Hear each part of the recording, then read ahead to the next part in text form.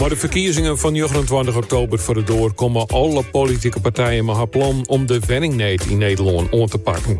Een van die partijen springt er daarbij wel uit. Een opvallend plan. D66 vindt dat er in Nederland 10 compleet nieuwe steden gebouwd worden moeten. Te beginnen maar wat zij dan nemen IJstad. Het is een stad in de polder in het IJmeer tussen Amsterdam en Flevoland in. Hij zou dan rond te wijzen voor 60.000 huizen. Maar ja, dit is ook een nieuwe steden wel de oplossing. Hoe realistisch is het om het 10 nieuwe steden te bouwen? Altijd al net ingeslagen om een paar huizen in de dorpen erbij te bouwen.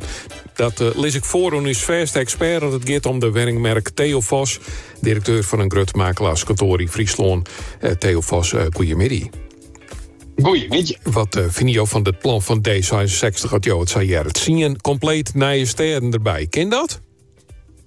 Nou, dat weet ik net. Het is in ieder geval wel erg ambitieus. Laat me daar maar beginnen. Het is een groot probleem. En dat zal ik echt wel grootschalig oppakt moeten worden. Want wij zitten nu ongeveer op de helft van de snelheid die eigenlijk iedereen wel logisch is wat er moet gebeuren. Want er worden op dit moment nog net eerst 100.000 wenningen per jaar gebouwd.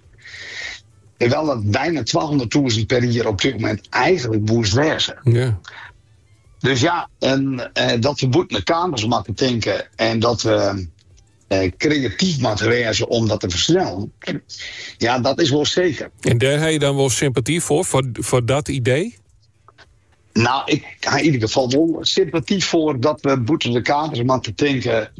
En dat ik wil grootschalig ompakt moet worden. Ja, maar had ik nou even naar echt het effect zien zo, dat IJstad, dat is dan al heel concreet. Maar had je nou eerst nog een poldermaatje maken? Hoe lang duurt het voordat die helemaal klaar is en voordat die droeg is en voordat je daar bouwen kan?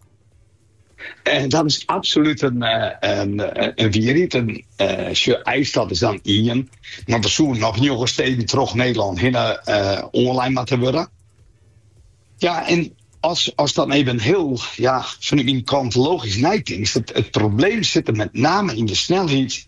Ja, het stikstofelement, de bureaucratie, het gebrek aan bouwvakkers. Dat is eigenlijk het echte probleem. Ja, of het stroomnet. En als stroomnet, absoluut, in de nutsgrondstuttingen. Er zou misschien best wel 1 of 2 wat lichtere steden in Nederland bij moeten komen om dingen te versnellen. Maar om nou te zeggen, zitten we bijvoorbeeld in Friesland te wachten dat er Nijsgrauw en Nije Lelystad komt. Ja, dat weet ik net dat dat wel heel reëel is. Dus wat ik zelfs volle meer zo onmogelijk, als ik in de provincie zorg, ja, dan binnen zoveel initiatieven op stedelijk en maar ik op dwarsniveau. Ja, die zou ik als overheid enorm omarmen. En echt die initiatieven die daar binnen, jou daar de ruimte voor en het proberen daar in ieder geval de snelheid in aan te brengen. Ja. Maar jou ben je makelaar, hè? Dus ik wil in nijbouw en zo.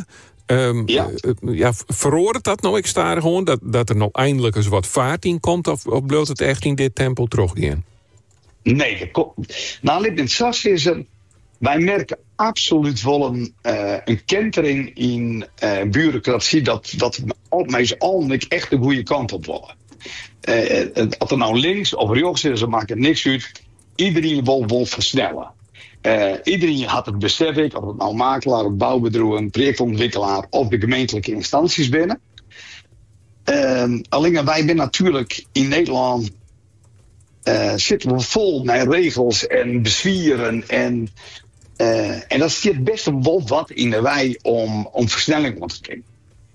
En toch zorg ik wel een kentering in de wil en het nut om dingen te verrooien. Ja, maar dat is nou wat oorzaak dat er echt een marfage extra huizen bijbouwd worden?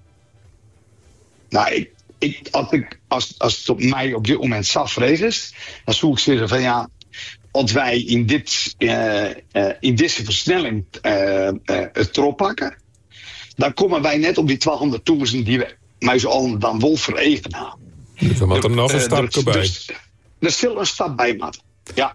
ik jou toch wel heel erg in of het nou provinciaal is of wat breder Noord-Nederland. Ja, doe haast eigenlijk een soort bouwcommissaris of een bouwbaas nodig. Die echt de snelheid ik kan ontwikkelen. Nou, we zullen zien waar trouwens kiezen wordt op 29 oktober. Wat voor kabinet dat er dan weer uitrollen moet. En wat voor plan dat er uitkomen voor de woningbouw. Dank u wel voor de analyse van nou Theo Vos, uw verste gast.